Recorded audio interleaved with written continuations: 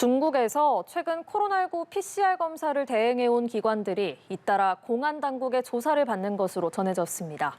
채취한 검체를 무더기로 합쳐 검사하는 방법으로 비용을 줄인 뒤 부당이익을 챙겼는데요. 검사 결과에 대한 불신이 커지고 있습니다. 베이징 임광빈 특파원입니다. 강력한 제로 코로나 방역 정책을 고수하는 중국에서 코로나19 PCR 검사는 일상이나 마찬가지입니다. 봉쇄 관리 통제 구역에서는 의무적으로 매일 한 차례씩 검사를 받아야 하고 그 밖의 지역에서도 공공장소를 이용하기 위해선 48시간 이내 음성 증명서가 필요하기 때문입니다.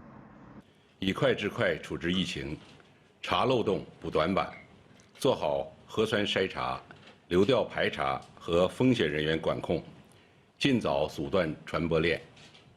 그런데 최근 베이징에서 PCR 검사를 대행해온 기관들이 잇따라 줄줄이 공안 당국의 수사를 받는 것으로 드러났습니다. 최근 열흘새 세 곳이 붙잡혔는데 혼합 채취한 검체를 기준보다 많이 한꺼번에 검사하는 방법으로 부당이익을 챙긴 혐의를 받고 있습니다. 문제가 된 대행기관은 채취한 검체보다 훨씬 적은 데이터를 당국에 보고하기도 했습니다.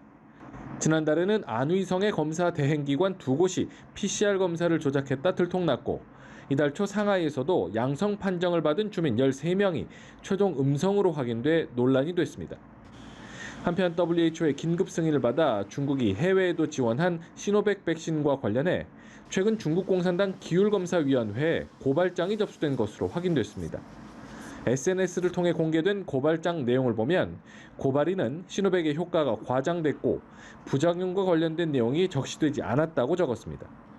중국 내 임상 3상을 거치지 않은 채 긴급 사용 승인만 받아 접종이 이루어졌다고 지적하며 현재 시노백 백신을 맞는 사람은 실험실쥐나 마찬가지라고 주장했습니다. 해당 게시글에는 드디어 의심의 목소리가 나오기 시작했다는 댓글이 달렸지만 얼마 지나지 않아 삭제 조치됐습니다. 강력한 봉쇄식 방역의 효용성을 두고 논란이 계속되는 가운데 각종 추문까지 더해지면서 제로 코로나 방역 정책에 대한 중국인들의 불신도 점점 더 커지고 있습니다. 베이징에서 연합뉴스TV 임광빈입니다.